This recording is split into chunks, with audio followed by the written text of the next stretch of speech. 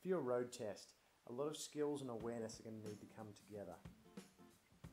While we can get very comfortable and kind of confident while we're driving our car to and from work or to see our friends, it's important to get back to basics while we're learning to drive a truck to make sure that we build the best habits for our safest success.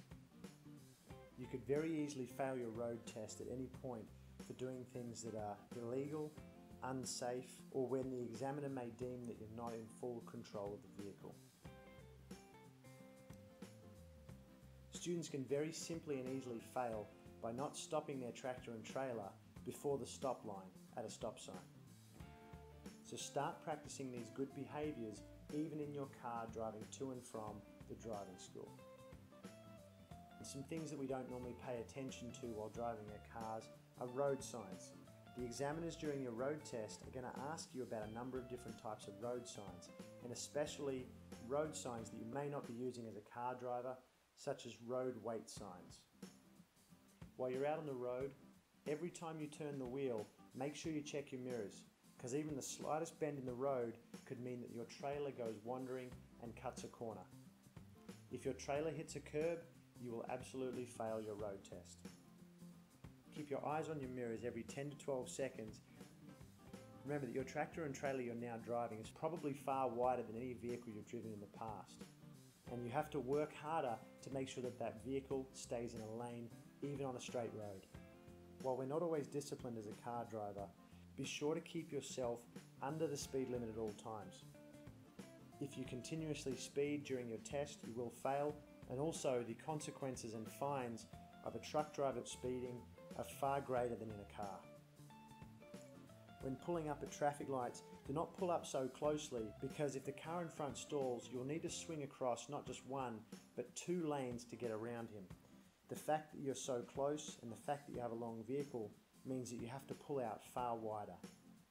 Every intersection, even when you have a green light, make sure you use your head to check for any vehicles that may be running red lights or trying to pull out in front of a truck. Always practice moving your eyes around on the road ahead between the foreground, middle ground and background, and pay attention to brake lights in the distance, as these can be the first signs that something is up ahead where you also may need to brake. When you're approaching intersections with green lights, keep an eye on the crosswalk signs, and if you've got a flashing hand with single digits counting down, getting towards 0, be aware that the light may be about to change to orange. This can give you more information as whether you should start braking sooner or whether you have enough time to continue moving through the intersection. For every corner you must swing wider than you would normally with a car.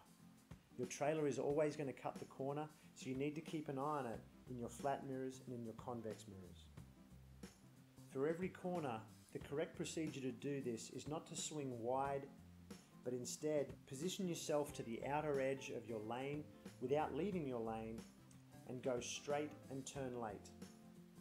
Turn once your trailer wheels have cleared the curb.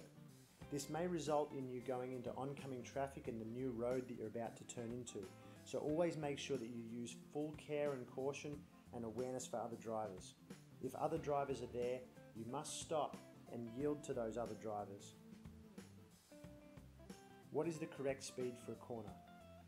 Basically, you always need to make sure that you're never braking with your service brake coming into a corner, and instead brake far early enough that you've found the right gear before the corner, and so can then gently accelerate, keeping the vehicle balanced all the way through the corner.